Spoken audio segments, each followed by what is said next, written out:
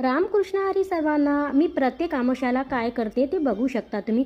मी प्रत्येक आमोशाला आपल्या पूर्वजांच्या आत्म्याला शांती मिळण्यासाठी मी इथं दक्षिणा घेतलेली आहे. 1.25 किलो हरभऱ्याची डाळ घेतलेली आहे, तूप घेतलेलं आहे, 1 किलो तांदूळ घेतलेला आहे, 1 मिठाचा पुडा घेतलेला आहे, कांदा, मिरची, मीठ, मुगाची डाळ असं सर्व पिशवीमध्ये भरलेलं आहे.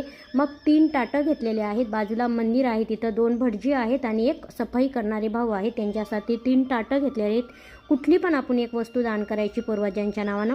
एका पिशवीत हे साहित्य भरलेलं आहे आणि हे साहित्य घेऊन मी आता जात आहे मंदिरामध्ये. दर अमावस्याला आपल्या पितरांच्या आत्म्याला शांती मिळण्यासाठी, त्यांचा आशीर्वाद प्राप्त होण्यासाठी बाजूला मंदिर आहे, इथं मी पुरणपोळीचा स्वयंपाक होईल एवढा सीधा घेऊन भटजीला देत असते.